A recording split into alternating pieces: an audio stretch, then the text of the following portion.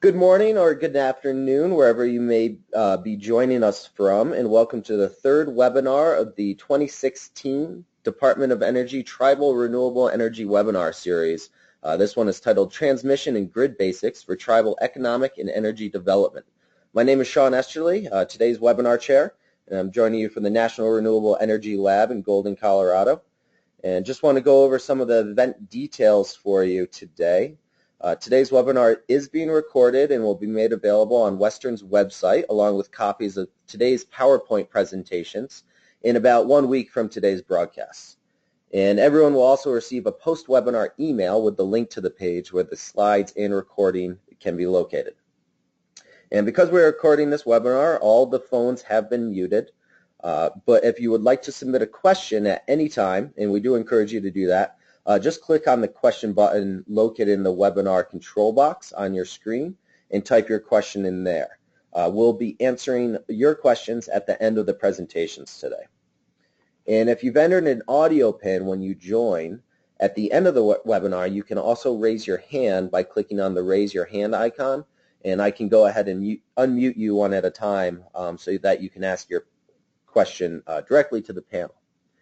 We will also try to keep the webinar to no more than 90 minutes. We may go over in the event that we have a lot of questions to address. And we do have several speakers on the webinar today, so let's go ahead and get started. I'd like to give a brief overview. So this webinar series is sponsored by two U.S. Department of Energy organizations, the Office of Indian Energy Policy and Programs and the Western Area Power Administration. The series is designed to promote tribal energy sufficiency and to foster economic development and employment on tribal lands using renewable energy and energy efficiency technologies. So the Office of Indian Energy Policy and Programs directs, fosters, coordinates, and implements energy planning, education, management, and programs that assist tribes with energy development, capacity building, energy infrastructure, energy costs, and electrification of Indian lands and homes. And so to provide this assistance, we work with the Department of Energy across government and agencies and with Indian tribes and organizations to promote Indian energy policies and initiatives and to help tribes overcome the barriers to more energy independence. To help tribes overcome those barriers, the Office of Indian Energy has developed several programmatic initiatives and partnerships. And this Tribal Renewable Energy webinar series is an example of the type of education and capacity building efforts that we've developed with other Department of Energy partners. So after today, we have another 8 webinars remaining in the series that we welcome you to join us for. Each webinar builds upon a foundation set and added to in the previous webinars.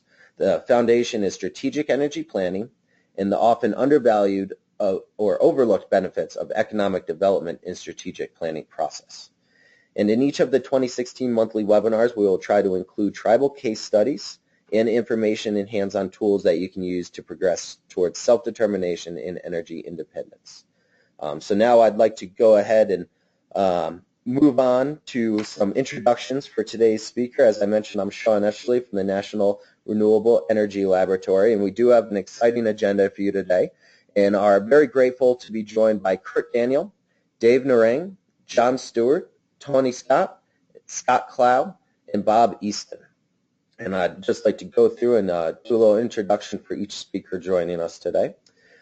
First speaker, Kurt Daniels, is an electrical and electronic career, includes stints at as an aviation technician in the U.S. Navy, Boeing, Puget Power, and the city of Tacoma.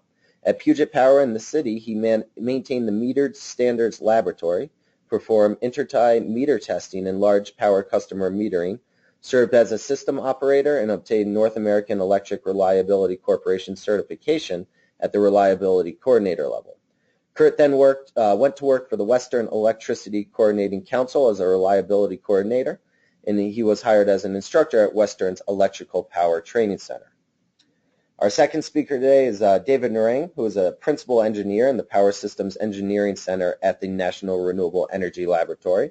And a primary work focus area for David is to support the development and adoption of interconnection and interoperability standards for distributed energy systems. Prior to joining NREL in June of 2015, David worked as a senior engineer at Arizona Public Service in their Transmission and Distribution Engineering Technology Assessment Group. His role was to facilitate the integration of renewable energy into the company's power generation portfolio.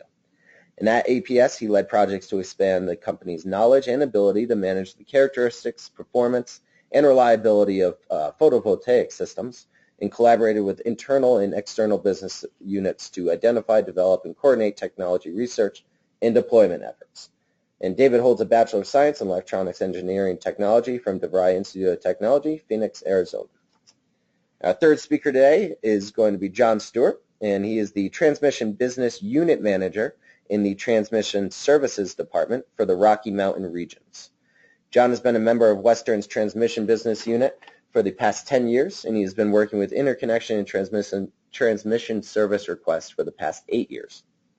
John was also a member of a Western-wide team that modified its tariffs to be FERC Order 890 compliant. He also served as a lead for implementing the change in Western-wide. In addition, he is also the vice chair of the West Connect Pricing Committee. And providing our tribal case studies, we have two speakers joining us. The first is going to be Tawny Knight, who is a member of the Ute Mountain Ute tribe. She graduated from Fort Lewis College in 2012 with her bachelor's degree in business management. Her title is the Economic Development Specialist under the Economic Development Division, and she enjoys her work with renewable energy. And Scott Clow is the second tribal speaker and is the Environmental Programs Director for the Ute Mountain Tribe of Colorado, New Mexico, and Utah. Mr. Clow earned a bachelor's degree in chemistry and environmental science at Lafayette College in eastern Pennsylvania in 1992. And he started his professional career in analytical chemistry for Alpha Analytical Labs and then Water Test Incorporated. He then went to work as a water quality specialist with the Ute Mountain Ute Tribe in 1996, assisting the tribe in monitoring and assessment and eventually in obtaining delegated authority for water quality standards. In 2008, he became the director for the Environmental Programs Department, where he works today. And he represents the tribe on the Regional Tribal Operations Committee, and he represents the tribes of Colorado, Utah, and Wyoming on the National Tribal Caucus. Currently, he is the Air Goal Lead for the NTC, and Scott is a recipient of 2 Friend of EPA Awards and a Frank Dakota Award from EPA and a Natural Resource Division Award from the tribe. And then our final speaker today is Bob Easton, who has been the Vice President of Transmission Services for the Colorado River Storage Project, Desert Southwest, and Rocky Mountain regions of the Western Area Power Administration since 2014. His responsibilities include all aspects of transmission planning and transmission services for Western System in southern Montana, the Panhandle of Nebraska, Wyoming, Colorado, northeastern Utah, and Arizona. And Bob joined Western in 1983 and has held positions in construction inspection in the Dakotas and eastern Montana, transmission planning engineer in Golden, Colorado, scheduling and billing manager in Phoenix, Arizona, and manager transmission planning North Rocky Mountain Regional Office located in Loveland, Colorado. And Bob has a degree in electrical and electronics engineering from North Dakota State University. And so with those introductions, I'd like to go ahead and welcome our first speaker today, Mr. Kurt Daniel. And can you hear me? Yes, we can, Kurt. Okay, very good. Good morning and good afternoon, whatever the case may be. My presentation today, I'm going to be talking about Western Area Power Administration's region and facilities overview. And actually, I'm going to skip those first 2 slides because that's information that's available on our Western website. We'll also be talking about the fundamentals of electricity, power transformers, and transmission lines. And we'll discuss kind of a brief overview of the bulk electric system. If we wanted to go to slide 5, what we have is the magnets. What magnets do is generate a magnetic field around the magnet. We can take that magnetic field or that magnet and we can pass it through, in this instance, a tube that's wrapped with some conductor wrapped around it, and we're actually breaking that magnetic field with those lines of flux from the magnet. Am I still on? Yes, you are. Okay, just went silent there. When that magnetic field is interrupted by those wires, then a current is created. And we want to go to our next slide. I can kind of explain what current and voltage are. Voltage would be analogous, and we use the water analogy quite often in the electrical power field. If I have a reservoir or container with water in it and a pipe or a tube, which would actually simulate a penstock for a hydroelectric generator, if I don't have an opening to let that water go through, I would develop a pressure, and that would be analogous to voltage. If I were to open that valve, I would then have a flow through the pipe or the tube or the penstock. That would be analogous to current flow. I would still have the pressure or the difference of potential, but now I would have voltage and current. And what does that do for us? We want to take that power. This would be something that we develop, say, in a hydroelectric generator. I have current and voltage now, but it's no good to me unless I can get it out into the system where I'm going to use it. On my next slide, we'll talk about transformers. And basically all they are is two or more coils of wire wrapped around an iron core. It's really a variation of an inductor, which is a magnetic field device. I would, in this instance, I would put power on the primary side. I would then, through induction, develop a voltage and current flow on my secondary side. We'll go to our next slide. In this instance, if I were at my generator or whatever the prime mover would be, I would be taking my lower voltage, which in this case is 11.5 kV, and a higher voltage, which is 870 amps. This transformer is a 10-to-1 transformer. I would be stepping my voltage up from 115 kV, from 11.5 kV to 115 kV. Inversely proportional would be my current, which would go from 870 amps to 87 amps. Same thing, it's a inversely proportional 10-to-1 ratio. On my next slide, I would be taking this power out to my substation. In that substation, I would have this transformer where I've transformed my voltage level. I could be going to a circuit breaker, which would isolate faults from the rest of the system, or if I wanted to energize a line, I could close that breaker and energize the line. I'd also have disconnect switches, which would allow me to operate in a de-energized state to isolate equipment for maintenance repair. I might have lightning protection, lightning arresters in there. More importantly, I would have instrumentation like potential transformers, current transformers to give information to my relays for line protection. I might also have transformer protection like differentials or sudden pressure relays. And to my next slide here is a depiction of a complete system, really. I would have my generation station, which, regardless of prime mover, I would be developing current and voltage, which would then go to a transformer and would step up that voltage and step down that current to go onto my transmission lines. I would transmit that power to another substation where I might step that down and serve end-use customers, maybe a sub-transmission customer. So maybe a customer that's primary on the line off the high voltage, or to a secondary customer that's like a residence that's going to use a 120, 240 volt system.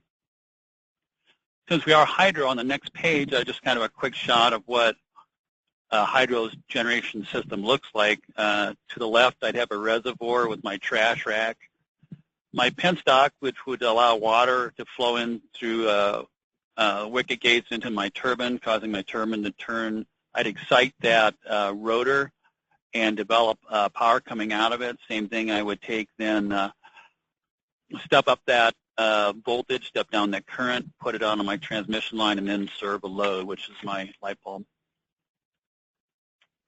As far as the transmission system, on the next slide, it could be at many different voltage levels. I could have in some systems, they might call the transmission voltages, say, 230 kV to 765. We might call the sub-transmission system 69 kV to maybe 138 kV. And what does that mean?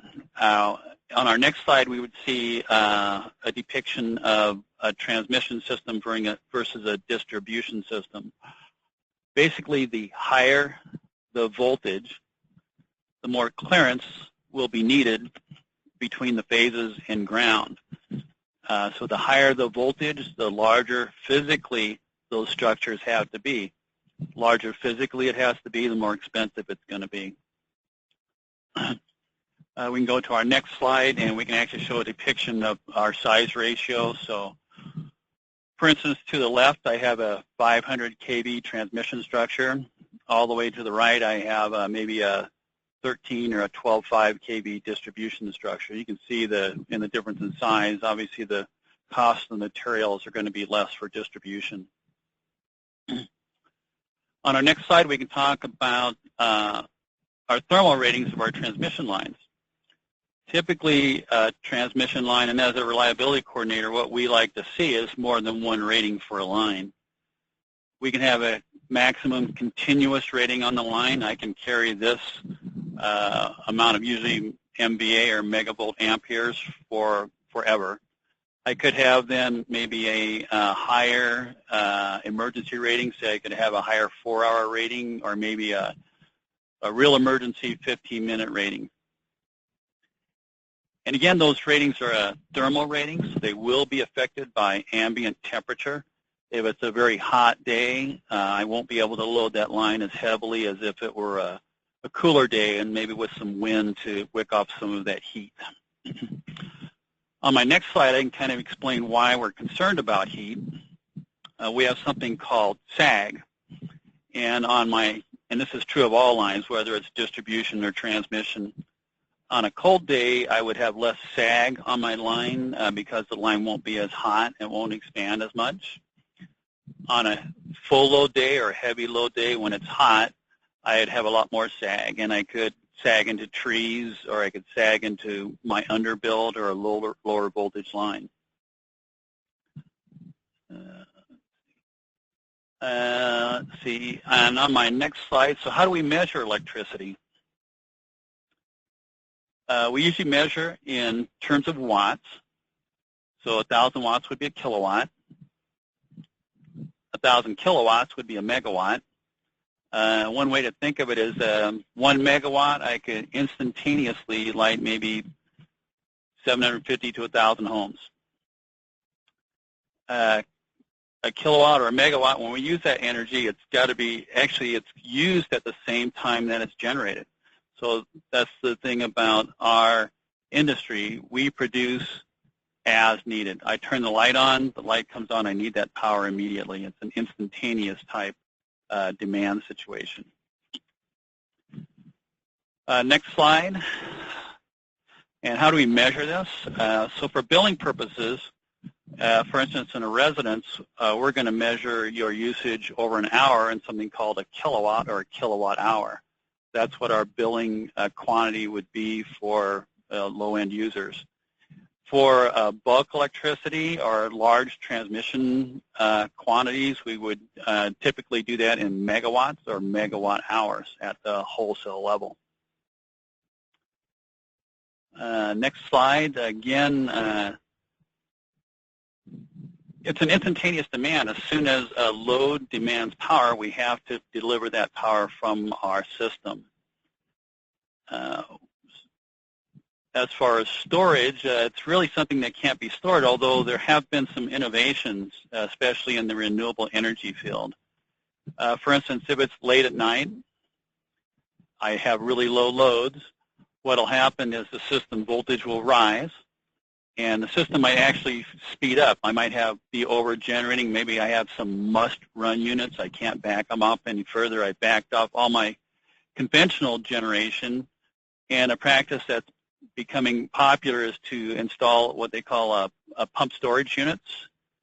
So at night when my loads are low, my voltage is high, maybe my system's running faster due to over-generation, I can energize some of these pump storage plants. I can then refill my pond, and then when system load starts to pick up and we have peaking, I can then use that, stored energy. I've just converted the wind power to another form of prime mover to hydro. I can then take that pump storage and use that for generation. So that's another way of storing renewables. Next slide. The real issue is in the bulk electric system is to balance generation or resource and load demand. And that's typically going to be done by automatic generation control systems and balancing authorities, which we'll talk about in a few minutes here. But kind of let's look at the next slide. We'll talk about our generation mix. And with the advent of interest in, carbon footprint and damage to the environment, we're kind of moving away from coal as a prime mover source and moving more towards natural gas. The natural gas is a benefit that we've realized from the new technology for oil fracking. We get a lot of natural gas off of that. So we're using that natural gas, and that now is becoming more of a prime mover source, so that has some issues with fuel delivery, pipelines, fuel storage, and stuff like that. What NERC is saying now, if I install a new, typically it's going to be a combustion turbine or a combined cycle generator, I'll have to make that unit a dual source fuel. So natural gas and perhaps petroleum. We can go to the next slide. In the West, this is kind of a representation, or actually facts, of what our generation resources or prime movers look like in the Western interconnection. On the left there, you'll see that coal is down to about 27%. Natural gas is up to about 30%, and these are estimates. Our hydro is it's a mature industry, so we're not building a lot of new hydros other than pump storage, but at that, we're looking at about a 20% penetration of hydro. Of note, you can look at some of our penetration of renewables. So we look at our wind is up to about 7%, solar is up to about 2%. And again, the natural gas, the reason for the increase in natural gas is largely due to the oil fracking technologies. We can go on to the next slide, and in North America, there are 4 interconnected grids. And what that means is that we have 4 areas within North America that are synchronously connected internally. We have the West, which is us. We have the East. We have the great sovereign state of Texas, which is ERCOT. And we have Hydro Quebec. And there are, even though these interconnections are not synchronously tied via AC, they will have high voltage back-to-back DC lines. And we will do a lot of energy transfer across those lines. Typically, you'll see from the Western interconnection to the Eastern interconnection, or from Hydro-Quebec south down into the northeastern part of the United States. We can go to our next slide. And we look at seasonal variations for our bulk electric system. We have, actually I'm missing a slide. Oh, I'm sorry. We're looking at daily power flow on the bulk electric system. And for instance, early in the morning, we're going to have light loading. Voltages might rise. Our system might speed up because we don't have the load to slow the system down, so we might have a higher frequency. As the load picks up, a interesting thing that dispatchers do is they want to get under the voltage as the system load picks up. We have a factor called a per unit voltage, which all of our reactive voltage control devices like shunt capacitors and shunt reactors are very limited by per unit voltage squared, actually. If I have a 100 kV system, I have a 10 megabar reactive device, of whether it's inductive or capacitive, I would only get the per unit voltage squared value out of that. So if my voltage is down to a 0.9 per unit or 9/10 of what the rated value is, I will only get 8 megabars out of that 10 megabar reactive voltage control device. As you'll notice here too, we might have a early morning peak and maybe a evening peak also. And then as people go to bed and businesses shut down, we'll go back to that low load, high voltage, high current type of situation. We can look at the next slide. Our power flow in our buck electric system is actually seasonal in nature too. Perhaps in California in the summer, in the late afternoon, you'd have a lot of air conditioning load because it's hot out. Or for instance, maybe in the east, maybe your peaking might be in the morning where you have it's cold and all the heat sources are coming on. So it's going to vary from season to season throughout the buck electric system. Also, there's something called load diversity. If I have a long outage, regardless of whether it's hot or cold out, everything that is in my residence or business is going to demand power as soon as it's made available. Normally, throughout your day, we have something called load diversity. So your refrigerator and your furnace and other motor loads are never on at the same time. We call it cold load pickup. I'm restoring my system after it's been de-energized for a while, so all that equipment will come out at the same time and demand energy. We call that cold load pickup. We get 10 to 30 times what our daily, our average load may be. We can go to the next slide.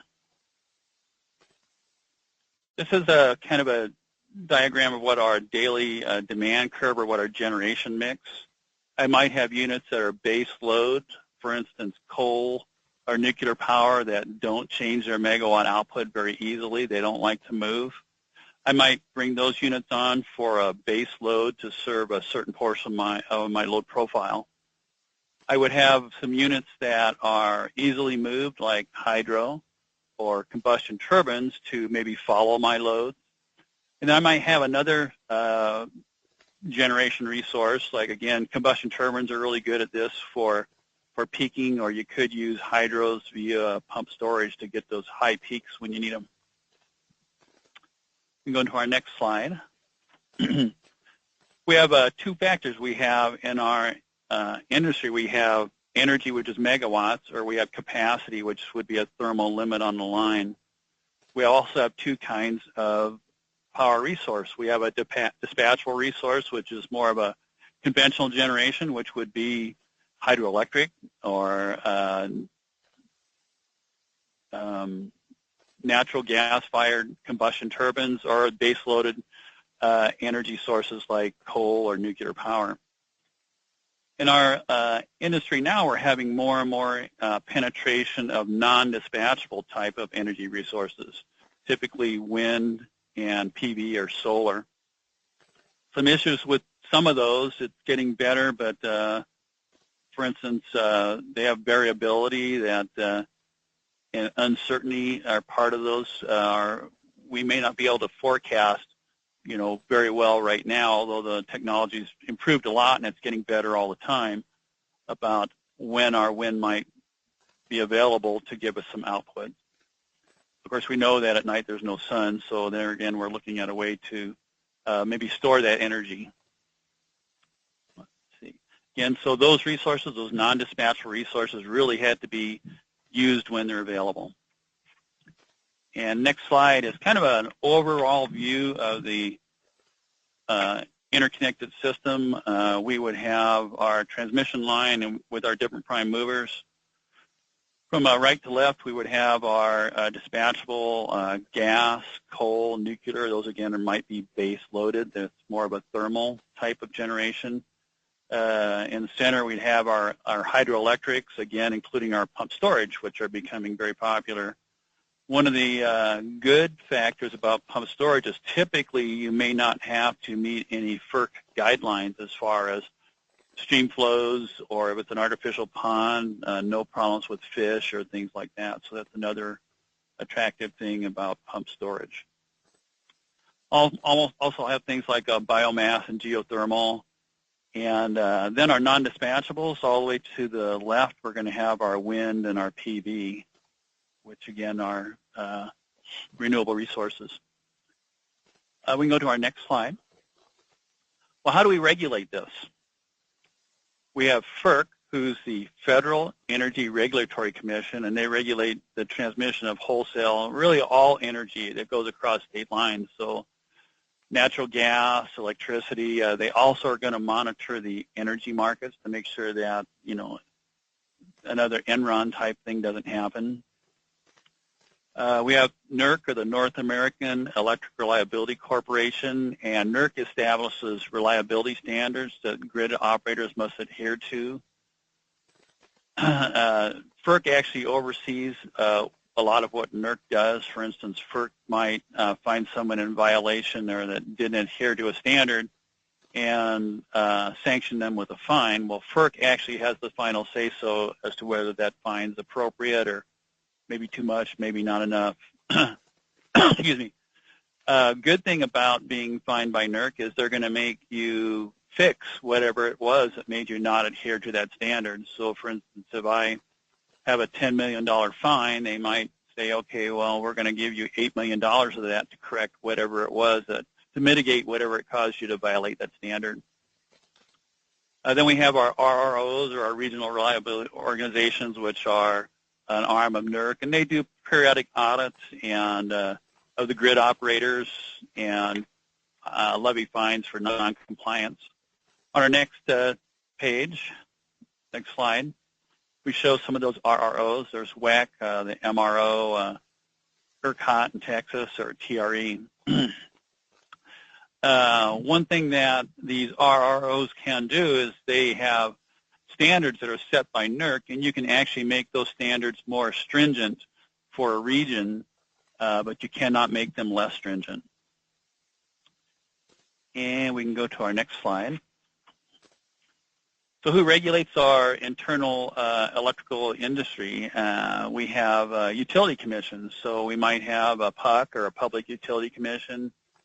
Public Service Commission might oversee some bodies other than the utility regulator. We might have a public utility district that might deal with the tribal entities, states and governments, owned utilities. What these PUCs, or public utilities, will do also is determine the rate of return that you can recover if you build, for instance, a new transmission line or install a new generation facility. You want to get paid back for that. Your customer is going to be the one that pays you back. Well, how much and how fast can you recover that from them? We also have something called, on the next slide, we have regional transmission organizations in the United States. For instance, the CalISO. We have MISO in the Midwest, PJM. Those are going to be our regional transmission organizations. We can go to our next slide. And this is really kind of the workhorse of the bulk electric system of the balancing authority. There's over 100 balancing authorities in the United States. And what their responsibility is to do is to balance resources, which could include their internal generation or interchange that they buy via schedules over their tie lines. And they take and balance that resource in real time against the load demand within their footprint. And the purpose of this is to support our interconnection frequency in real time. As I mentioned, electricity happens now. So as loads come on, a big load can cause your voltage to go down. It can cause your frequency to dip. If I were to lose a big generator or something, I could cause a frequency excursion, and I'd have to recover from that. We can go to our next slide. And this kind of lays out a little bit about why reliability or entities, in particular, balancing authorities, deal with something called reserves. If you look to the right of the diagram, it's basically what is the total generating capacity or capability of your balancing authority. We would have a certain amount of generation or resource that would be dedicated to serving firm load. we would then have, and we have another amount of online generation. This is going to be online synchronized to AGC, which is automatic generation control, which is the tool that dispatch uses to control the output of our generators. We would have a portion of that generation capability that's online, synchronized to AGC, that would be required for following load. We would call that regulating reserve. As loads come on and off, we're going to pulse up or pulse down our generators to reduce output. We'd also have a component of reserves called contingency reserves. For instance, if I have a 1,000 megawatt generator and I lose 80% of that, or 800 megawatts, we would call that, simply it would be called our MSSC, or most severe single contingency. I might cause a frequency excursion. I might drive my AGC output, which would be my area control error, down. I would have to, per NERC, recover to my pre-disturbance state within 15 minutes. That would be the purpose of having contingency reserves. Right now, NERC says that if you look to the left of the diagram, we have operating reserves. At this point, NERC says that 50% of your contingency reserve must be spinning reserve that's online, synced to AGC, ready to serve immediate demand. We have another component of operating reserve called non-spin, or non-spinning reserve, or supplemental, and that would be a generation that I can start and load to full capacity within 10 minutes to recover from a contingency. It could also be a customer load that I've made a contract with the load to interrupt that load. We call it interruptible load. A flick of a switch, I can right away shed load, and that's what the dispatcher's authorizations letter says, that you can take any action up to and including the shedding of firm load to preserve the reliability of the bulk electric system and to prevent cascading outages. We also have a new source called ready reserve. I have a generator that is not generating megawatts, but I'm using it for voltage control to as a synchronous condenser to overexcite and produce more bars and raise voltage, or underexcite to absorb bars and lower voltage. We can really quickly turn that back into a generator and use that as what they call a ready reserve resource. My resources here, we look at our next slide.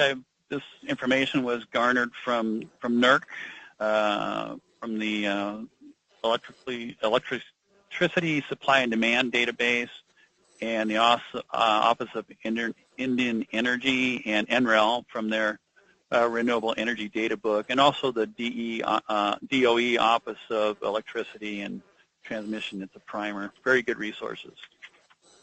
So what do we talk about? We kind of skip the Western area statistics, which is available on our website, and we talked about our fundamentals of electricity and did a kind of a brief overview of the bulk electric system, or the grid. And that completes my presentation. Great, thank you, Kurt. We're going to move ahead now and turn things over to David Narang for his presentation. Okay, getting to it.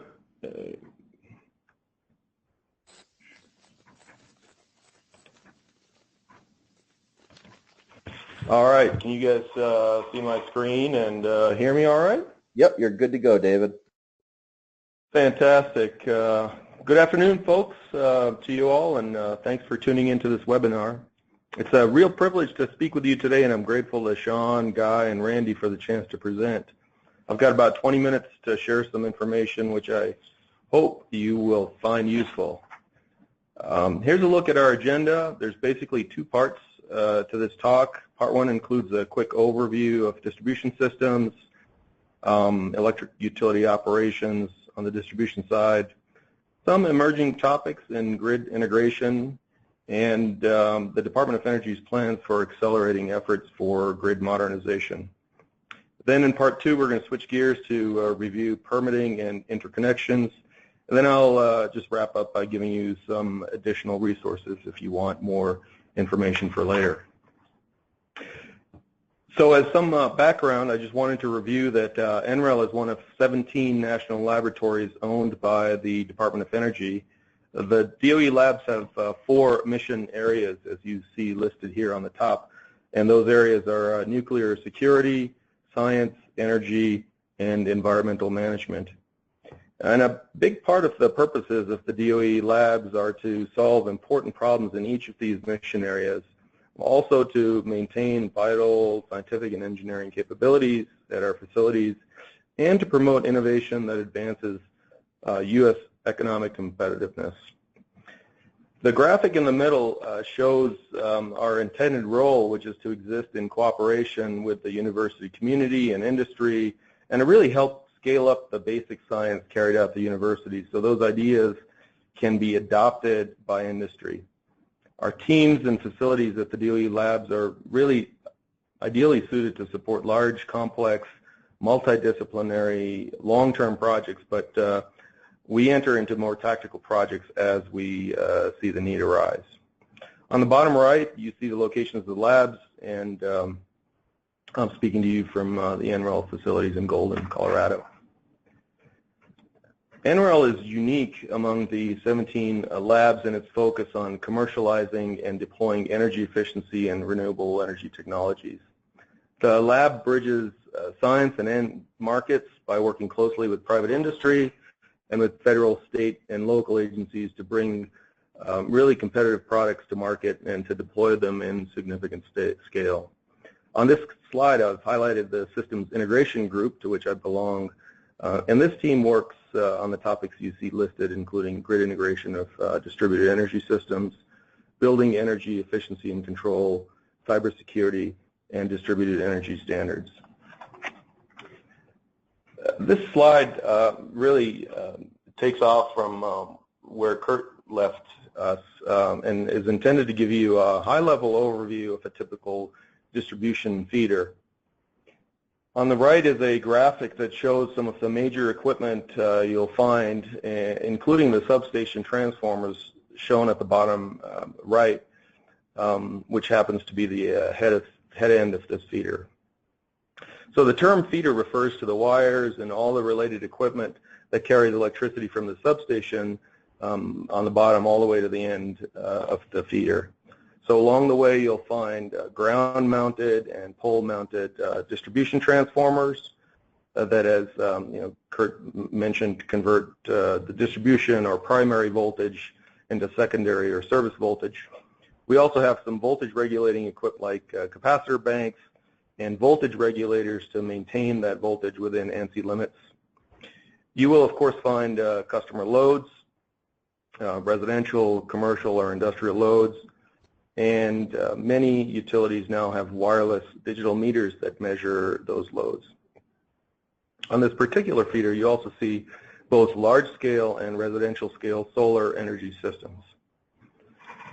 So utilities' operational goals for this feeder would be to maintain clean, reliable, safe power that's within the load-carrying capability of all the equipment. And these goals would be carried out by the distribution operations and distribution engineering and planning departments primarily.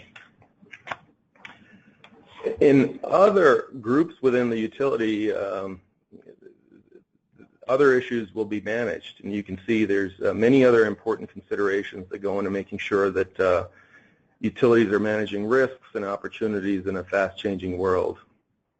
So some of these considerations will affect distribution operations and engineering, and will also affect, therefore, interconnections and permitting. A lot of the previous issues depend on having good information from the field. And generally, a utility process for understanding our electric system falls into 2 broad categories. We get situational awareness from things like our energy management system with near real-time loading of feeders and related parameters. We have information about our feeder topology, shows how our feeder is laid out and what equipment is where from our GIS systems, all under situational awareness. As I mentioned before, we have more information coming from automated metering infrastructure like digital meters we discussed earlier. We also have power systems studies and tools used in planning. And these studies and tools really fall into two parts, the steady state tools and studies that are the load and power flows, short circuit protection coordination, and the more dynamic studies that would be done for transmission connected systems for voltage stability, for example. As we know, in the past 5 to 10 years, there have been many new technologies and considerations that make it hard to get that field information.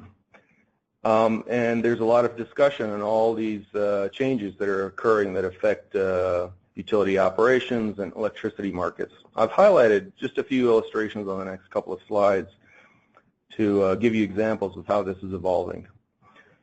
So as you know, a big deal is physical and cyber resiliency. As we see an increase in extreme weather events, superstorms and such, and we see an increase in cyber attacks on electric infrastructure, our picture of how the grid is operating begins to degrade during those events. Other elements that degrade that awareness is our changing electric generation mix. As Kurt mentioned before, we have more and more variable generation that's coming online, and so a lot of this is the result of growth in distributed renewable energy, and we expect more as we try to meet new standards and clean energy goals, and as we anticipate prices for solar energy systems to continue to drop so that it becomes more affordable for people. We'll see an increase in these types of resources coming online. So other emerging complexities, really, I just put them in two buckets here: customer side or prosumer participation, and technology innovation or grid interactive technologies more on the utility side. So under the customer side, you see, of course, energy efficiency measures like LEDs, possible energy storage systems coming online. I've noted here the smart thermostats really falling under this term of dispatchable loads. It includes home or building energy management systems, and also includes plug-in hybrid electric vehicles on the consumer side. On the utility side, landscape is changing a lot as well. We have things like conservation voltage reduction and integrated volt bar controls being implemented on feeders. We have, as I mentioned, automated meter readers, reading infrastructure with expanded data sets with more sensors. We've got self-healing feeders. We've got things like smart inverters and microgrids. All are designed to improve the capability of the distribution system to kind of meet all of those challenges in that previous slide. So as we noted earlier, the ways utilities have of understanding and managing distribution systems kind of degrade when you add all of these complexities. And we find that there are a lot of gaps in that understanding if we add all of these elements in both the near and the long term. So everything you see in red here are possible gaps in our knowledge or our toolkit for managing these distribution systems. So when we think about it, it's not surprising to observe that if we start with more complete and timely information, the more accurate our predictive modeling will be. Kurt mentioned solar forecasting. And also this would include more detailed and accurate information about where the PV systems are in the first place, how they're oriented, what their size are, what the capabilities of their inverters are, and so forth. And under Power System Studies and Tools, we have a whole new set of what we call advanced scenarios we think we need to be performed at much faster timescales than have normally been done before to address all of that variability and quasi-static behavior of clouds passing by and so on. So the Department of Energy has put forth a vision for this emerging power system, and really the main goal is a sustainable, affordable, secure, and reliable electricity grid that drives a clean energy economy. And in answer to some key questions, they've laid out goals in the areas of clean energy, reliability, and affordability. And the chief goals are a 10% reduction in economic costs of power outages, a 33% reduction in cost of reserve margins while still maintaining reliability, a 50% reduction in net integration costs for distributed energy resources. And the overall vision is to try and achieve these goals by 2025. So desire to move very quickly on some of these goals and topics. And to help achieve these goals, the Department of Energy recently launched the Grid Modernization Laboratory Consortium. And this is a strategic partnership between DOE headquarters and our national laboratories to bring together all the leading experts and resources in those complexes to collaborate on the goal of modernizing the nation's grid. The consortium uses an integrated approach to ensure that DOE-funded studies and research and development efforts are efficiently coordinated to gain the greatest return for our taxpayer dollars. So this is a 5-year grid modernization strategy that includes the alignment of existing base activities among the offices, an integrated multi-year program plan, new activities that fill the gaps in existing activities, and a development of a laboratory infrastructure with core scientific abilities and regional outreach. The DOE expects to spend up to $220 million over the next 5 years to conduct this type of research and to conduct demonstration projects in partnership with the national labs and private companies to help accelerate this effort. Key areas are listed below. These include sensing and measurements, devices and integrated systems, systems operations and power flow, design and planning tools, security and resiliency, and support for institutions to help implement some of these ideas locally and on a regional basis. That was really an overview of part one. We're going to switch now gears to get into the permitting and interconnections portion. All of the previous slides were really intended to inform you about the possible considerations you and your team members may have to address as part of your project development and interconnection processes. Permitting has an impact on the whole project development life cycle, as you know, and we're going to look at that for the next few slides. The role, of course, that you choose for your participation on the project, of course, affects the level of direct effort required on permitting. And one needs to consider the opportunities and constraints that each role brings very carefully. Regardless of their role, every member of the overall team has a responsibility towards successful and timely permitting. So I've highlighted folks on your potential team that will be especially involved in this permitting process here. This includes leadership staff, attorneys, engineers, working on procurement and all the permitting subtasks. So as we already stated, permitting will have an impact over the entire course of the project, and even in the project potential kind of exploration assessment stage, the relative lengths for obtaining permits will be considered and weighed against other potential projects. This will affect your project strategy, who you hire as partners, and will definitely affect your planning and development and the implementation stages, and will also affect site operations in terms of compliance long after the project is constructed. So plainly, site location, ownership, and jurisdiction play a big role in determining permitting and project requirements and the scope of work for the team. For example, at a city level, I'm using an example from Tucson, Arizona. The permits may fall broadly into two categories. It may be environmental and building or construction. Under environmental, as you know, you'll have your stormwater pollution prevention plans, groundwater, surface management, aquifer protection, and so forth.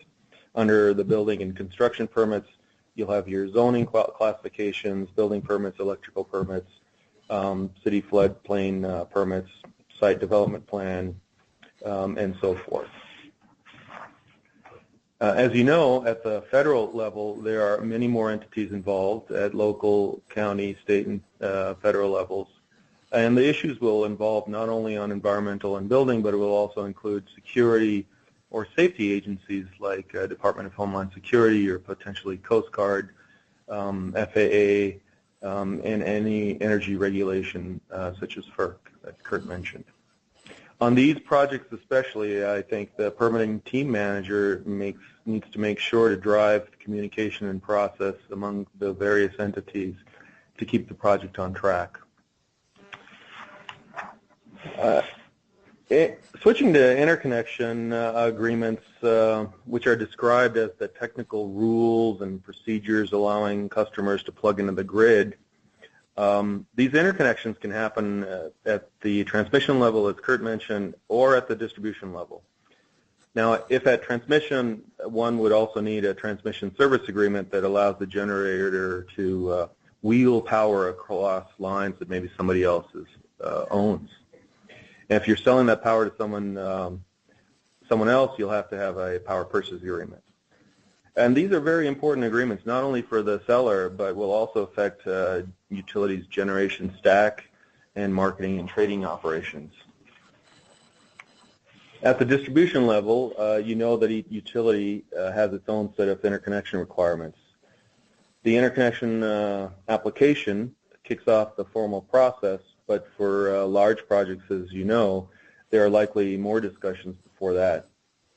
So the process includes the technical scoping piece, which includes a common understanding of the project, rules for operating, an agreement on generator size, point of interconnection. It also includes technical studies designed to maintain safety, system stability, costs for upgrades or new infrastructure estimates. So formally, these are the feasibility study, system impact study, facility study. All of these are done for transmission connected projects. For small generator interconnections, for distributed connected generators, especially under 2 megawatts, you might have fast tracks. So integration, just to recap, integration interconnection issues related to renewables might be simple or minimal with no study, no impact, no mitigation required. You might have some study required that shows minimal impact, requiring a minimal amount of mitigation, for example, running a generator off of unity power factor. Or you might have complex components, equipment and interactions requiring extensive study and corrective mitigation required. Kurt mentioned a list of entities that were especially interested in this energy interconnection and power flow, which included NERC and FERC. There's also other entities, of course, that are interested in addition to the utilities, as Kurt mentioned, state public utility commissions, but also Department of Energy, the power marketing administrations, certainly technology developers and vendors, and research community. We all need to align on the standards for how all of these technologies are implemented and how they work with each other. So here's a list of some of the important standards related to interconnection and interoperability, along with a kind of a quick bullet on what these standards are focused on. I'm sure you'll be familiar with these standards, especially the 1547 IEEE standards and the UL 1741 for distributed energy resource interconnections, and the National Electric Code that are usually baked into utility interconnection requirements. Also, new interoperability standards coming out of the IEEE 2030 and testing standards coming out of 1547.1 processes really help define how other equipment operates, for example, microgrids. All right, only one more slide to go. Additional resources that you can tap into. I've listed a few examples here. At the state level, you have the California Solar Permitting Guidebook. I especially like the resources at the International Finance Corporation. Check it out. It gives you a great blend of technical and overall information.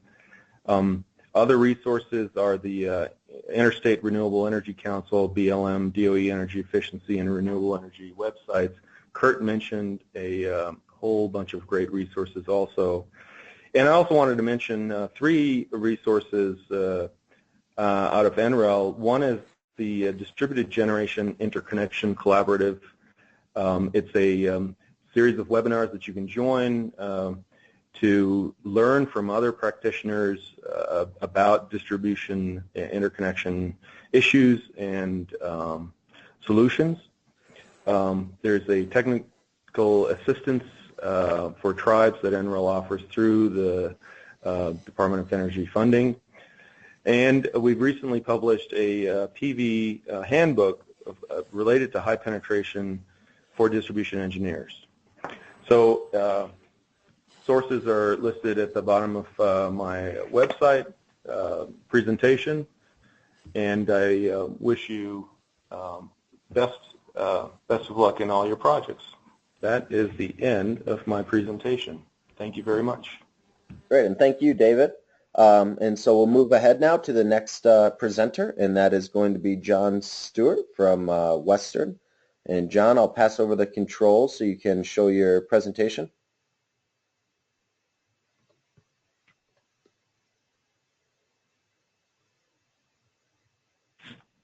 Okay, give me 1 second.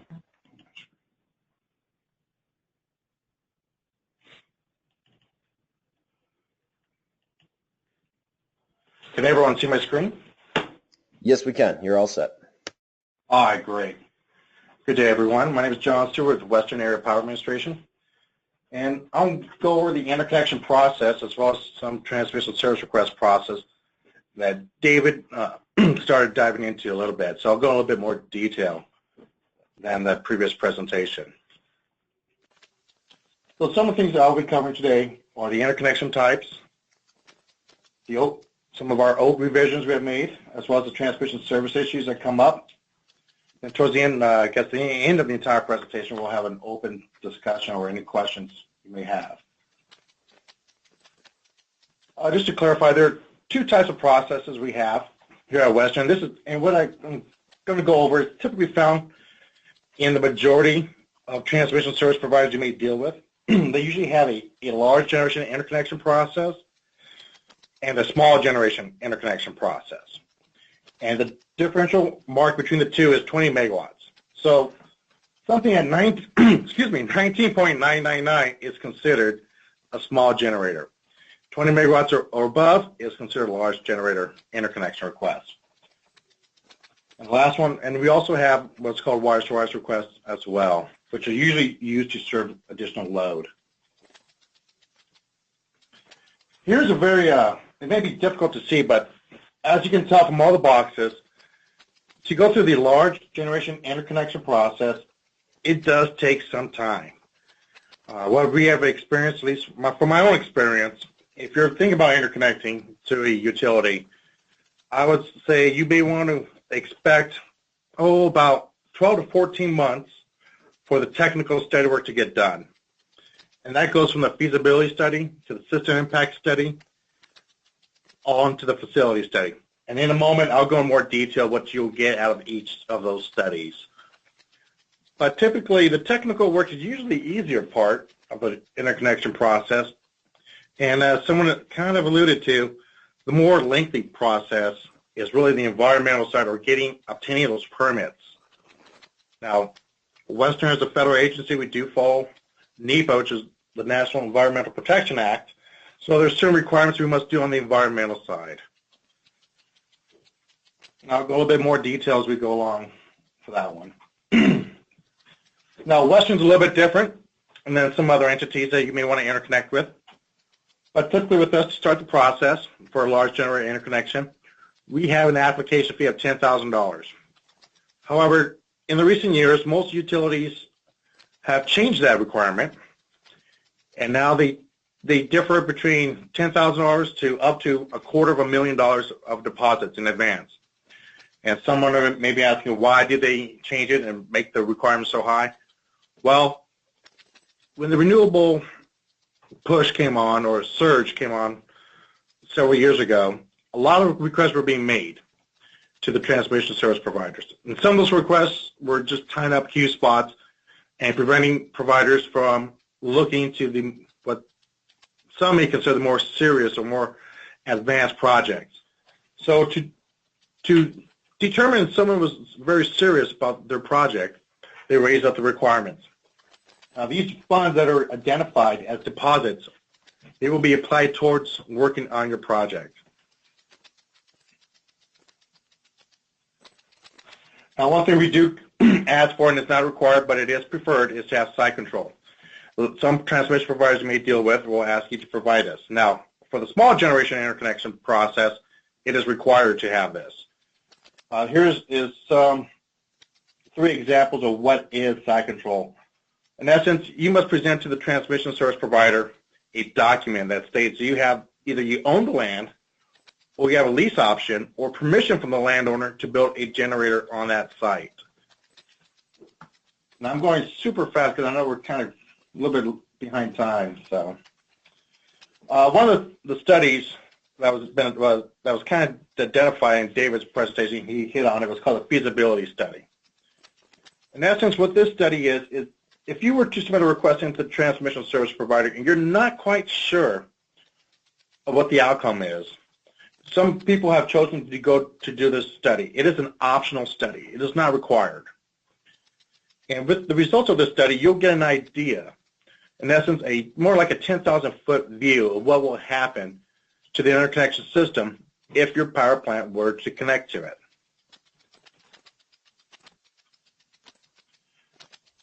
Go a little bit fast.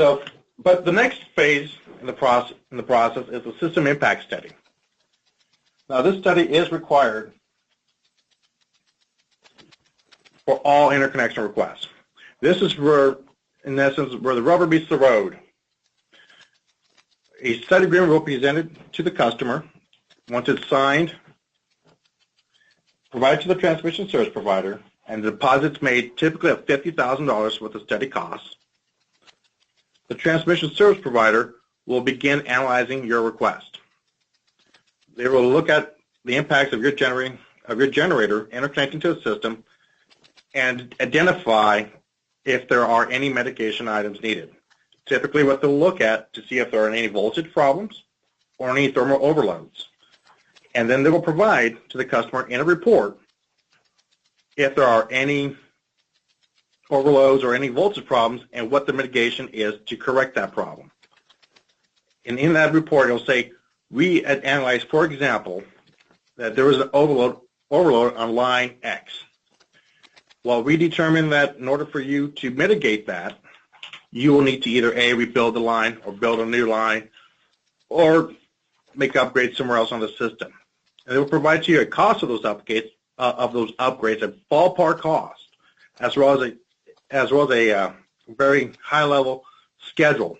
In essence, they may say, well, to build a new line, you're looking at $8 million, and we estimated for it to take about 6 months or 1 year of construction time.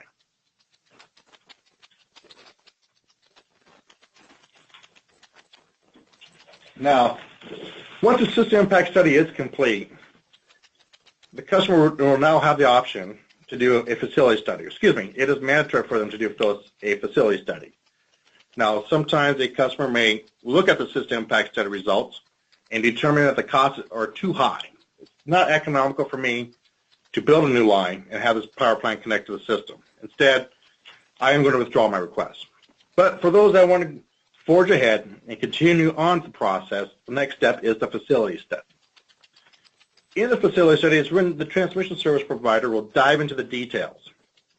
You'll get a more exact cost of what it will take, of what the costs are going to be for the medications identified in the system impact study report, as well as a more detailed schedule in the report. So, in essence, the best way to look at it is the feasibility study, which is optional, gives you a 100,000 level view of what will happen. The system impact study probably gives you a more 50,000 foot level, and the facility study dives into the details. So it's considered more like an upside down triangle, so to speak, if you got to look at it visually, of the granularity as we go down further on the process. As David alluded to, there are agreements. There are always agreements throughout this process, whether it's funding agreement to study the work or signing the interconnection agreement itself. Now, most transmission service providers, upon completion of the facility study report, will begin working on the large generation interconnection agreement. This agreement, for the most part, is very pro forma, which means FERC, in Order 890, has put out, they have a set template of what the agreement should look like. And I'd say about 90% of it is followed by the transmission service provider. However, once in a while, providers may put in a little bit something a little different that slightly deviates from their pro forma standard. But this is the opportunity for the transmission service provider and the interconnection customer to negotiate in several areas. It is not a requirement. Some interconnection customers have chosen to do this. Some haven't. Now, one of the items they may want to negotiate on is who builds the facilities. Now, transmission service providers may have a preference saying we will build the facilities. All work done in our substation will be done by us. However, if you want to build the line, by all means, you may do that. So those are some of the items that may come up in the negotiation, as well as milestone payments. For example, a transmission service provider may ask you to fund maybe 80% of the cost up front, but may only perform 30% of the work within the first 4 months. Well, you may be finding more beneficial on your side, say, can we just do it at a 50-50 or some other payment schedule? So those are usually the two big items from my experience that I've seen been negotiated on.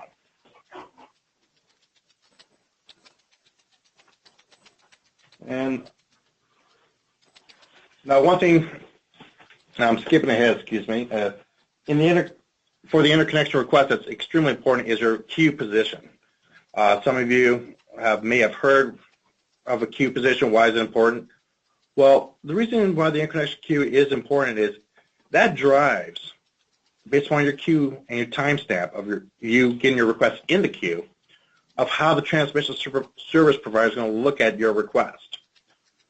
Transmission service providers have an obligation to consider those ahead of you in the queue when they review your study work. So, for example, if you were to put your request in on April 1st of 2016, and the transmission service provider has five other requests ahead of you, when they look at your project, they will consider all the other projects ahead of you in the queue when they look at yours. So it can get costly on your site because the other person ahead of you in the queue may not have prevented overloads, but your generator may be the one that pushes it over the edge. So typically what we have done with our customers is we encourage them, if they are seriously looking at having a generator interconnect, to get that request into us as soon as possible, because you never know when someone might come in the queue. We'll go over a couple of items really briefly of some of our changes we have made in our tariff that are somewhat unique to Western. Is the need for an environmental review. Now, some transmission service providers don't have this language in there. Some have, and actually some have saw us do it, and are looking at putting a similar language in their tariffs themselves. What we do is we require a customer, upon receiving the System Impact Study report, to begin the environmental process. Because like I said earlier, the technical work is really straightforward and simple and can get pretty much hammered out on a relatively quick schedule. It's the environmental portion that may take some time, especially if you have to go through the environmental impact study. From my experience, I've seen it go from 18 months to 24 months. It costs over $1 million+ to get done. So keep that in mind when you submit your request in, that there is the environmental side, and that is usually the critical path upon getting these projects done. So I'm skipping ahead here. Now, once you do have an interconnection agreement with the transmission service provider, the next step, as David alluded to, is getting a transmission service agreement. Now, there are different queues for this. So you have one queue for an interconnection and another queue for transmission service. The interconnection agreement does not permit someone to transmit power over the interconnection system. It just, it just permits you to interconnect to it.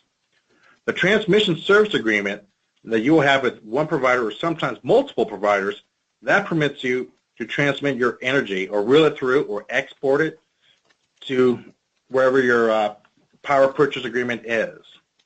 So hypothetically, if you were to connect to Western System down here in the Phoenix area, and you want to satisfy a power purchase agreement with Arizona Public Service, you'll most likely need a transmission service agreement from Western that will allow you to export your energy from our system into APS's system.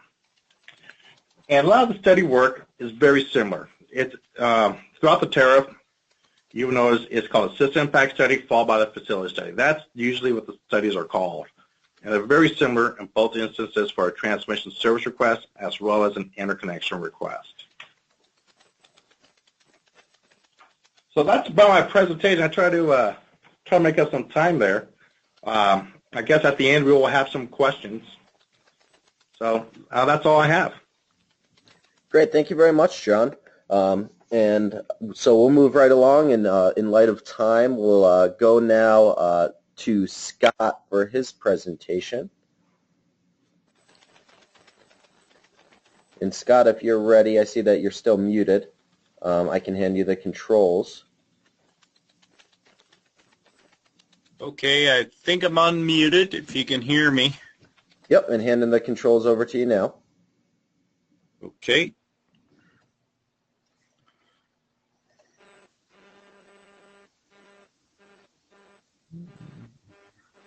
Bear with me, I'm got to pull up my presentation here.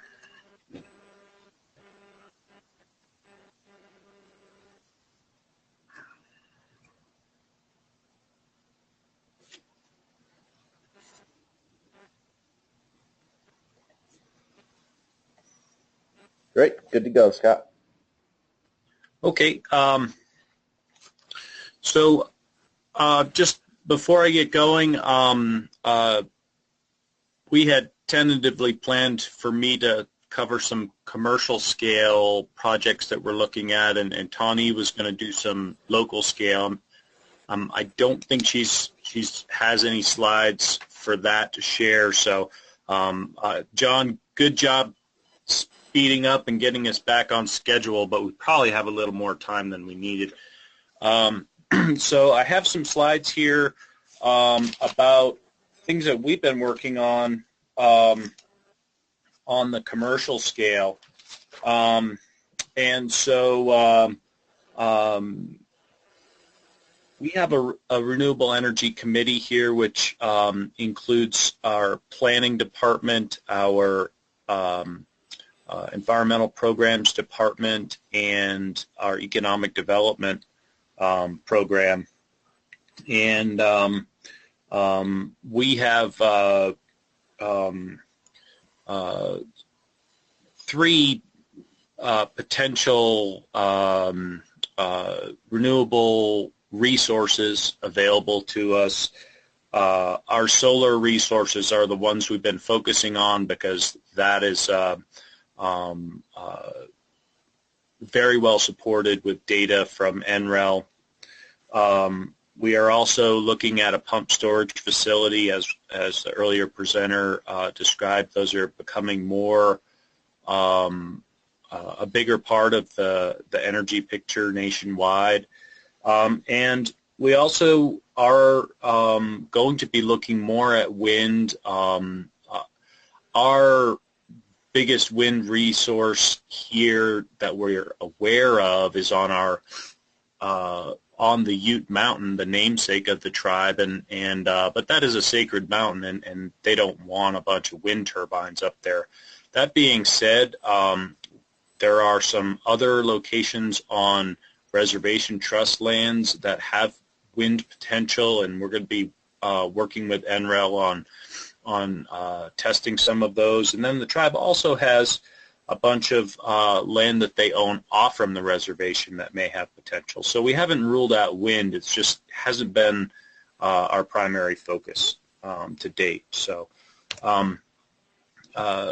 coming back to the three that I mentioned, we've done a few feasibility studies to date looking at development of solar and pump storage and then interconnection. So on the commercial scale solar side, we had a company approach the tribe that had an actual concentrated solar technology that they were looking to build and deploy in the U.S. and approach the tribe and looking at different sites on the reservation that might be favorable for that. So we actually got that one for free, mostly some staff time in coordinating it, but it really helped us look at where on the reservation we might actually do a commercial scale solar development. So that feasibility study was mostly a GIS model where they incorporated and weighted different factors, including cultural resources, water resources, visual resources, road access, proximity to transmission, slope aspect, and places on the reservation like the mountain I mentioned where, it's just not going to happen, and then related projects. There was a small interconnection analysis in that as well. And then the tribe was also approached by a company that was interested in developing a pumped storage hydroelectric project on the reservation here. They had identified a few locations around the Four Corners area, and the tribe actually entered into an agreement with that entity on the beginning stages of the FERC licensing process. Unfortunately, that company was purchased by a larger one, and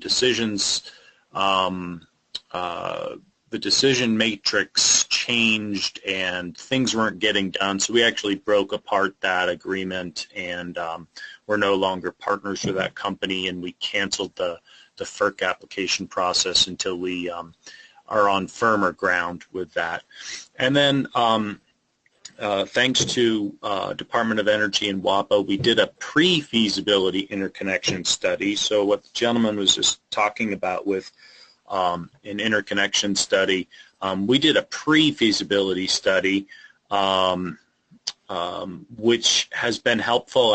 I'm not an electrical engineer, so the last two presentations were very informative and actually helping me understand this pre-feasibility study. So I've got a few slides relative to that in here too. This is our the study area for the commercial scale solar. So it's a pretty busy map here. The light blue boundary is the boundary of reservation trust lands. So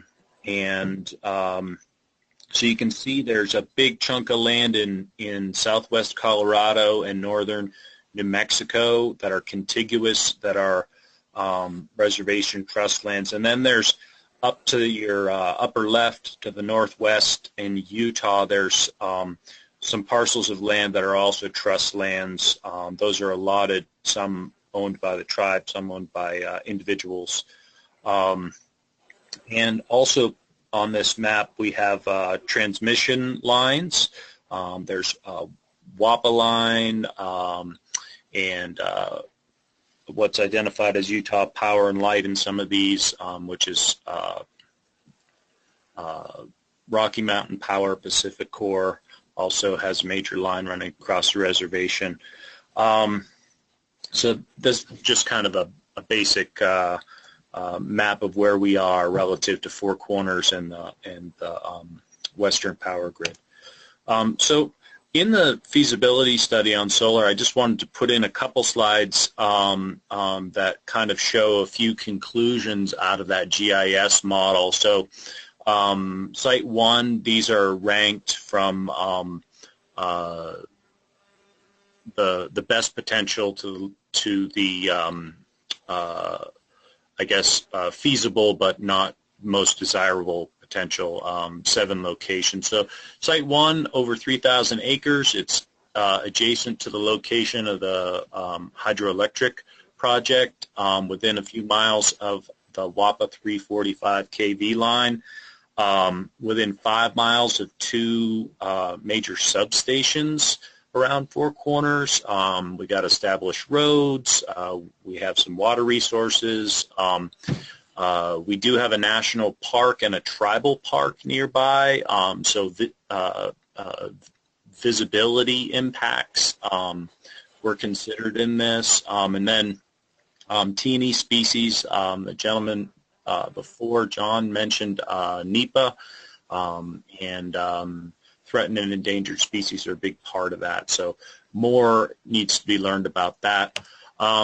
Similarly, Site 2, this is essentially on the top of the mesa instead of below the mesa, but same general vicinity, about 2,600 acres near the hydro project location, a little further from the transmission and the substations.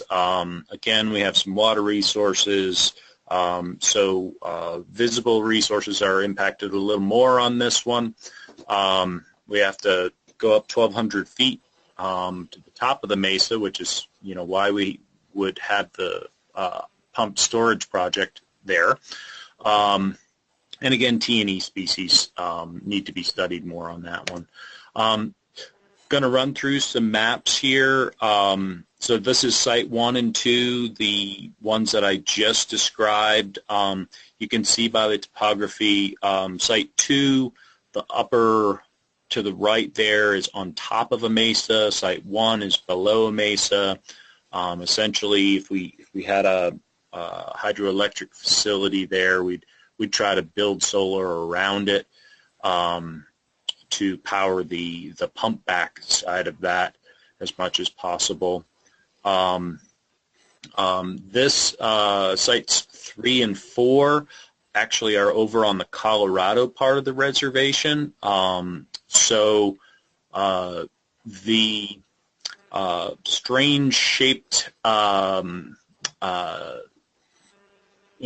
the strange shape in the middle there with the circles in it is actually part of a agricultural project. So that's already land being used for something. to the upper right of the slide, we also have the flank of the Ute Mountain, which is, as I mentioned, off limits. So looking at the topography around canyon country here, they're honing in on flat areas. This is pretty good water resources in the vicinity with the agricultural project. And then you can see there's a transmission line that's running across this slide too. So proximity to transmission's pretty good here. Actually connecting to that could be an expensive proposition. But again, another site over in western Colorado near our agricultural project, and even north of there, same factors considered.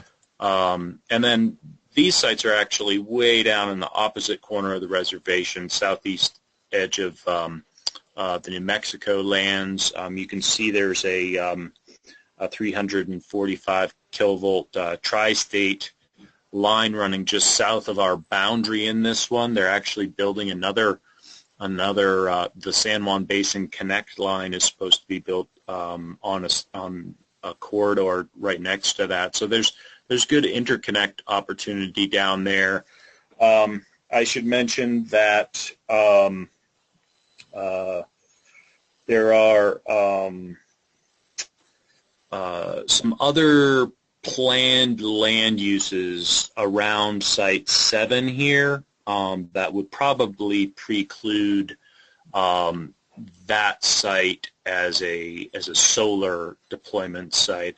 We also, this part of the reservation on this slide is very heavy on our mineral extraction. We are an oil and gas tribe, and this is pretty much the majority of our oil and gas is down on this part of the reservation. So sites 7 and 8 probably are somewhat unrealistic. Maybe something on a smaller scale there. And so moving into our pre-feasibility interconnection study, we had an economic development director who was considering something on the order of a 25 megawatt solar facility or solar farm. And so right up front, the study identified the cutoff of 20 megawatts that John mentioned in the previous presentation. Things in this study, is a very helpful study for us. Again, it's a big learning curve for us, but general information about the large generation interconnect potential and processes, interconnection locations and types and costs, the cutoff, the queue processes that were just described, total transfer capacity and available transfer capacity, points of receipt, types of products, some marketing issues and concerns were described, and then there was a part that was specific to a couple locations on the pump storage hydroelectric. So this slide, I wanted to just show how complicated our neighborhood is, I guess. So in the Four Corners, northern New Mexico, there's what's called a common bus. So there's 12 major transmission lines that are more or less interconnected, and there are more than a half a dozen major customers that take power off from those.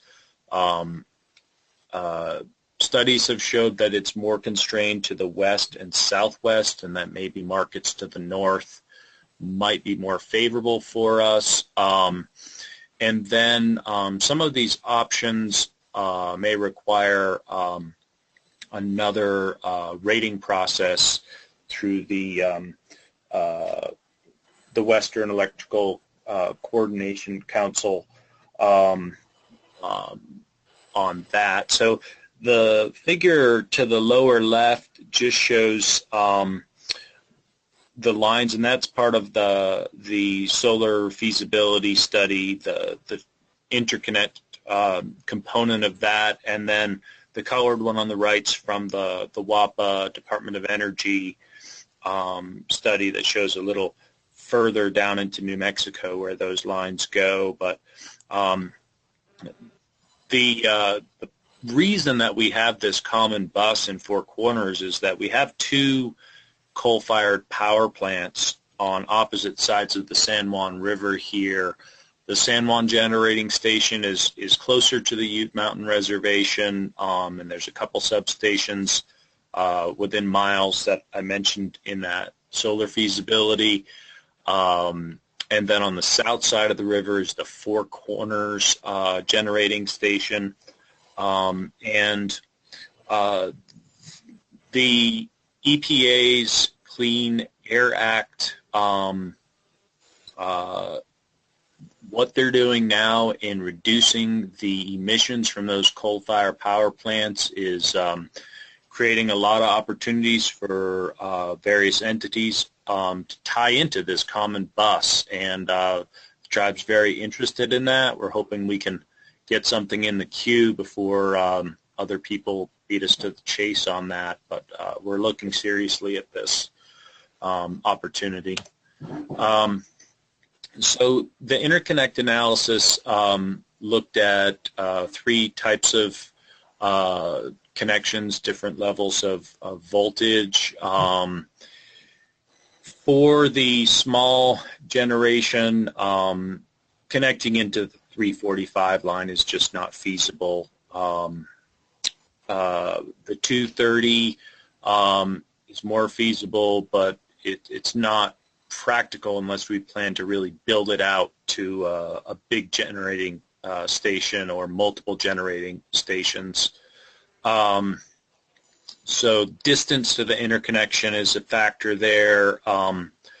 We have had one developer who was discussing a staged solar photovoltaic project, perhaps in 50 megawatt stages, and it looks like a connection is justified in cost on the front end. That, you know, if we were to build out 50 megawatts, it would probably justify the cost of the interconnect, and still the tribe would still be able to maintain a revenue stream as an economic development project with paying for that interconnect. So that seems pretty favorable.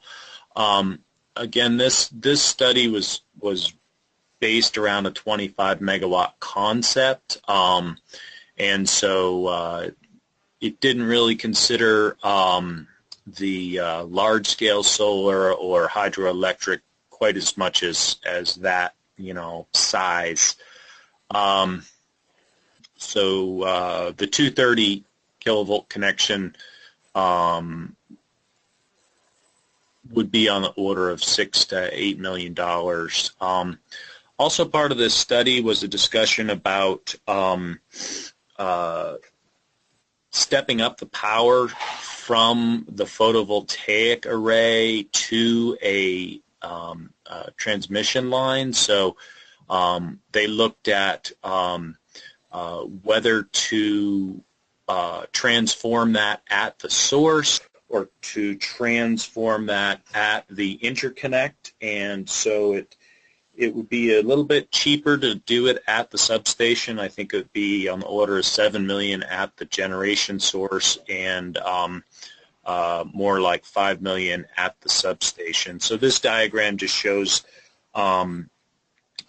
basically what a schematic of if you were to do it at the generation source. Additional locations considered. San Juan Substation is a substation that is just north of the San Juan Generating Station. There's a lot of lines that would need to be crossed that would make it more expensive, complicated for safety and things. be about $14 million to upgrade that substation and connect into that from our generation source. And then with multiple transmission lines running across the reservation in different places,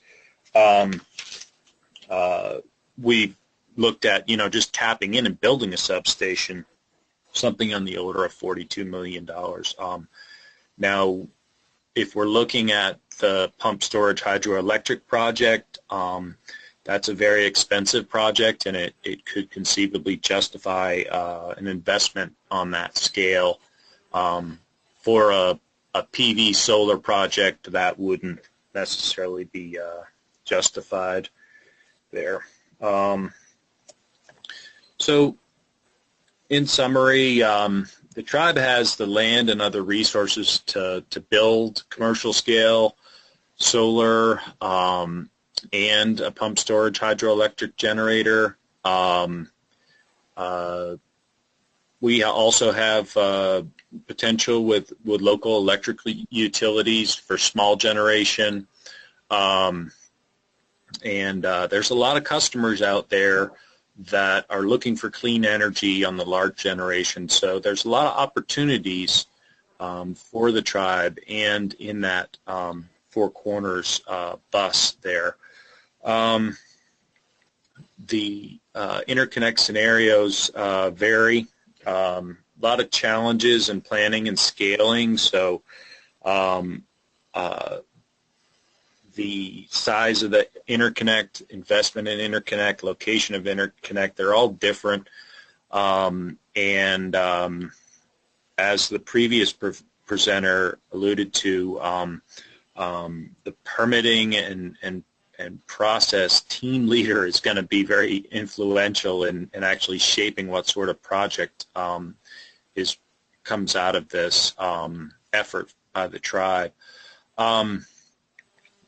I mentioned a developer earlier who had done some cost analysis on the interconnect and justifying that with a PV project. And if we can reinvigorate those relationships and inject some capital into it, that still has some potential. And then the power purchase agreement and queue dynamics that the previous presenter described in greater detail than I can. Those are going to be very influential in shaping any project here. But the, I guess on this second bullet, the tribe needs to get from identifying the potential to identifying and pursuing what it really wants to come out of this, besides just the conceptual ideas here. And we have so many dozens of variables and uncertainties, and we need to turn those into some solid plans and processes. I guess the last couple of things, certainly the solar is going to be on the short term, and the pump storage would be on the long term in planning and connecting. We'd like to build one after the other, and that's definitely going to be the order of how that shakes out. Some of our next steps, and this is part of what Tawny has been leading. We really want to build up some community scale projects as a demonstration to the tribal membership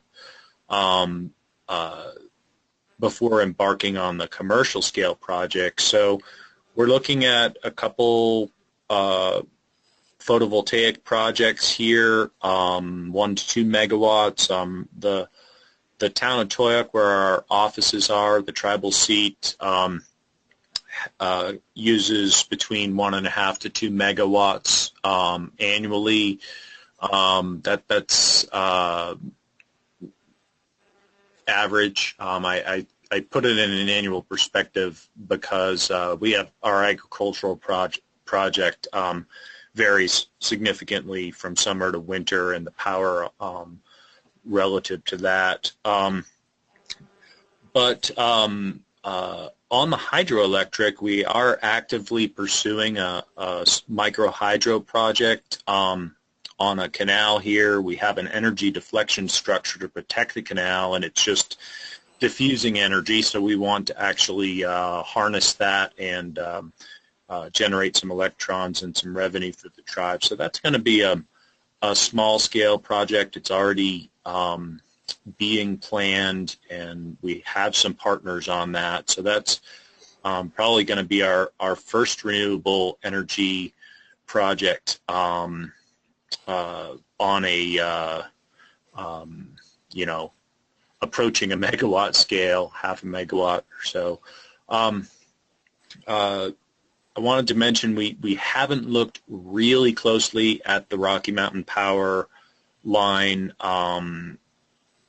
An interconnect to that would probably be comparable to what was analyzed in the DOE and WAPA pre-feasibility, so we're probably looking at $40 million to build a substation to connect into that, but it's very proximate on the Colorado part of the reservation, so we're continuing to look at that.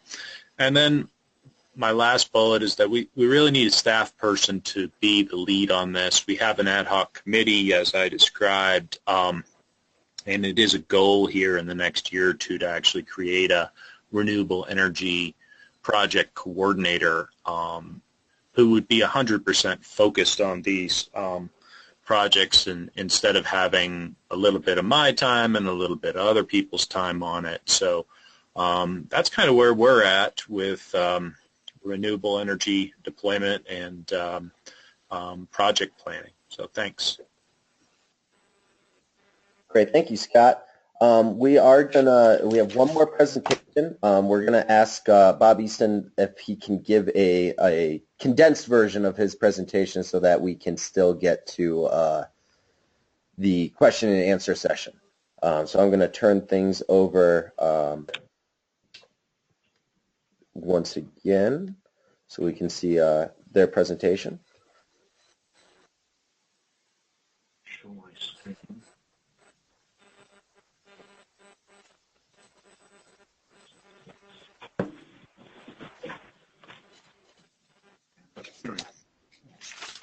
Okay, can you see that screen? Yes, we can, Bob. Thanks. All right, I'll go pretty quick. Basically, I just wanted to talk a little bit about the transmission planning processes in the Western Interconnection. And basically, it's been and will continue to be a hierarchy of local, regional, interconnection-wide planning efforts. Pre-order 890, these are FERC orders. There were 3 or 4 regional planning groups put in place. And we also had the WEC Planning Coordination Committee process that tried to work through planning rating processes. And there was something called SEAM Steering Group Western Interconnection that started trying to coordinate issues WEC-wide. And it was the impetus for the old WSCC to become WECC. Then post-FERC Order 890, transmission planning obligations, as John talked about earlier, of transmission providers were reflected in their oaths. And that's about the time the Transmission Expansion Planning Policy Committee at WEC came about. And then in 2011, we had FERC Order 1000 that basically expanded the obligations of the transmission planning process. It was supposed to result in more efficient and cost-effective transmission projects, and it required a regional cost allocation and this interregional coordination that I'll talk about a little bit. Now, this is just a diagram of the entities, the FERC-recognized planning regions in the West. The purple is West Connect. The brown is NTTG, Northern Ontario Transmission Group. The blue is Columbia Grid. And, of course, the yellow there is California ISO. Just a quick overview on each of those. The ISO came about, it was actually April 1st, 1998. I was in our Phoenix office when that happened. The lights stayed on. It was okay. They were the first region in North America to fully comply with Order 1000. They have a 3-tiered, 3-phase planning process that basically you can see on the left side. They do a planning process. It takes about 3 months to actually do the studies. In 15 months, it results in the approval of their transmission plan by the ISO Governing Board, which they just approved their 2015-16 plan report last Friday, and it's posted on their website. And then they have a competitive solicitation phase that they go out for bidders to build their projects. NTTG was formed in 2007 to comply with the 890 process. It's basically an unincorporated association of the transmission planners you see in the lower left there, and they collaborate with their state representatives. And today it's a FERC Order 1000 plan region. Their facilities are in the red there in the diagram. Columbia Grid's the next one. They're in the Pacific Northwest, and they have what they call a planning and expansion functional agreement, PIFA agreement, that they've updated to address Order 1000 issues, and they are the participants are listed in the lower left there. And the last one I'll briefly cover is West Connect. Came about in 2007. The initial coordinated planning agreement was formed the Planning Management Committee, and that was to satisfy 890. And then down in the lower, the restated agreement was signed in 2014-15, where 15 TOs have signed on. And West Connect is a little unique that it has two membership categories in the transmission owners with load-serving obligations. They called it an enrolled member, and the jurisdictionals have had to sign into that, where they are subject to mandatory cost allocation. Then we have a coordinating transmission owner category that can basically opt out of mandatory cost allocation. That's the only way that you get the non-jurisdictionals to join into this group. I talked a little bit about one of the requirements of Order 1000 was to implement this interregional planning coordination. Basically, there's no formal document that documents this process, and there have been interregional coordination efforts to date to try to facilitate at the WEC level. And basically, the interregional process is supposed to commit people to do a better job of coordination, have a formal procedure, and commit to maintain the method of communications that goes on in this interregional planning idea. And those four regional planning entities I just mentioned have gotten together, and they've gotten the language they filed in their tariffs is all the same on this interregional process. And we've had 3 coordination meetings over the past 2 years, February of 15, August of 18, and then this year earlier in February, we had the third of those, and we're trying just to get a documented process where we will do coordination between each of those 4 regions. The next meeting is slated for February 23rd, 2017, and it'll be at NTTG's office in Portland. These next 2 slides have just outlined, if you can see on the left, the ISO, Columbia Grid, NTTG, and West Connect processes. Basically, it's an 8-quarter process. The ISO, as you recall, was about an 18-month process, so they're a little bit off. The other 3 have a very similar process. This is just the first year where basically that will identify regional needs. Second year, the last 4 quarters, is to identify interregional needs and do the economic analysis and develop and do developer solicitations to provide bids to do any of the interregional projects that are identified. And just going forward, NTTG and ISO, they're in full compliance with the interregional process. Columbia Grid and West Connect, we're waiting their orders. And an update on this is they did receive the compliance orders in October of 15, so we're all compliant with the interregional planning process. And now we're just turning our attention to try to look at the differences, as you noticed in those swim lanes, that there was 3 of us that are aligned, and the ISO is still a little different. We're still struggling with that to try to make sure we all line up. And challenges remaining are just to ensure consistency in the planning. And we're all implementing the NTTG, Columbia Grid, and West Connect are just implementing cost allocation in the project developer process this year in 2016, and the ISO has basically had several iterations of this, and they have awarded at least 1 project outside of their footprint, which was Colorado Delaney River just this last year. That's a very condensed version. We can move on. Thank you. Great. Thank you very much, Bob. Sorry about rushing you through that, but do appreciate the condensed version there of your presentation. And so we'll move ahead now right into the question and answer session. So we have all our panelists available to answer questions from the audience. And again, audience, if you have any questions, you can go ahead and submit those through the question pane. We did receive a couple during the webinar, so I'll start with those. And these questions, again, are for any of the panelists. First question is there enough current energy resource by region to support a larger fleet conversion to all-electric fleets? And if not, what would be needed to meet, say, 5% of current city service fleet conversion?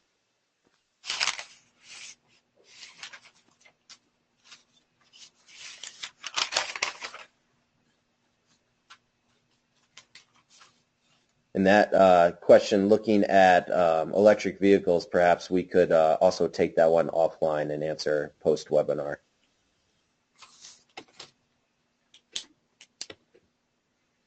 Great. I'll move on to the next one then, and perhaps we can come back to that one. The next question asks, will corporations that want to make large-scale reductions in energy usage or conversion to energy-efficient systems be entitled to state or federal incentives?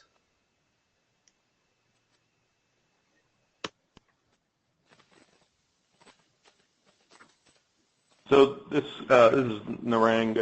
This question pertains to state or federal incentives for energy efficiency. Did I understand that correctly? It would seem so. It's referring to large-scale reductions in energy usage or conversion to energy-efficient systems. So, Sean, I'm not sure if your group is tracking this on the energy efficiency side, but we should follow up on that. I believe there are energy efficiency. Maybe some clarification on what large scale means. I'm not quite clear on what large. There are incentives, certainly. Definitely, but, yeah. We can follow up with this offline as well. So we can do that for the attendee that submitted that. We do have a couple of hands raised in the audience. So those folks with hands raised, I'm going to go ahead and unmute you one at a time. We're going to go first to Dusty Miller, who has their hand raised, and I'll unmute you, and you can ask your question directly to the panelists. So Dusty, you should be unmuted if you want to go ahead and ask your question. Hi, this question is for Scott, and I was wondering if you have any suggestions about how a consulting and engineering company could get the word out there that we're interested in helping tribes to develop environmental documents and studies for these kinds of projects like you were talking about?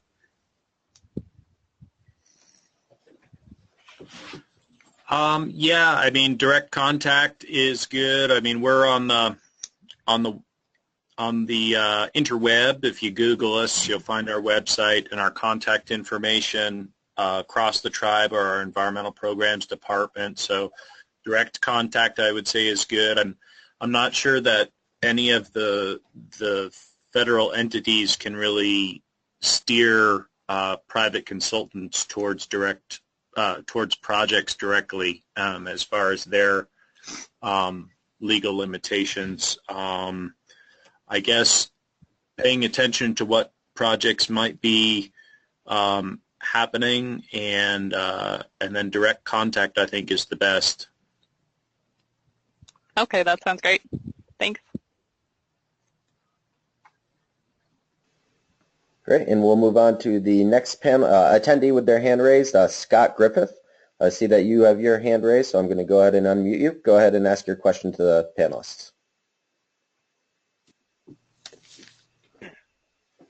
Yes, actually, I guess a question. I work with a lot of tribes in New Mexico, and one of the issues we have here is we're gridlocked for projects.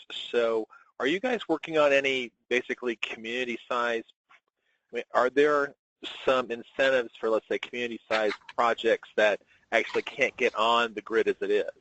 Because most of the tribes in New Mexico are going to have a very hard time getting, large enterprise-style projects because of that. So have you guys addressed that much for the New Mexico projects?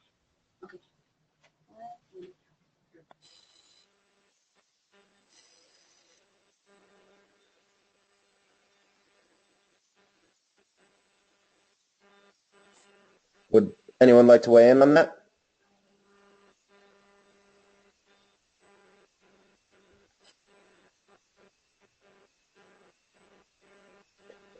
Hey, Scott, perhaps Yes. perhaps we can share. I can share your email address with the panelists, and we can address that one after the webinar. Unless Yeah, that would be great. I appreciate that. Yeah, we'll do. All right, we'll move ahead to the next question from the audience. This one's going to be from Tim Moore, Tim, you're unmuted now. You can go ahead and ask your question.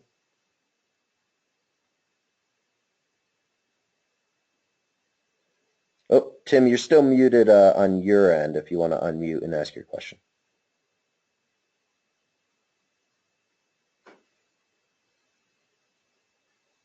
All right, we'll move on to the next one. Matt Rankin. Matt, you can go ahead now. You're self-muted, but if you unmute from your end, you'll be able to ask your question.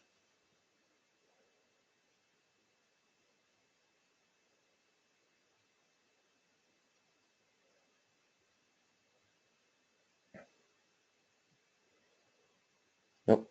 Matt, you're still muted.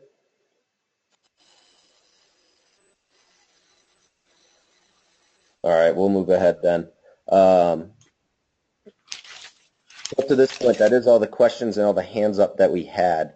So to the people that we said we would take your questions offline, I will go ahead and pass your email addresses along. And I'll also right now display email addresses of the panelists. If you want to go ahead and reach out to them, please feel free to do so. And we can get to those. You can communicate directly with them. So with that, do appreciate everyone hanging on as we went over our time limits a little bit, but we're going to go ahead and end the webinar at this time. Please feel free to provide feedback on the presentations today, and we're very interested in your suggestions and how to strengthen the value of the webinar. And also here is some links to where you can follow up on additional webinars. The next webinar is Understanding the Energy Policy and Regulatory Environment on April 27th. And thanks again for your attendance and attention, and hope everyone has a great day. Thank you. All right, no questions. I like it.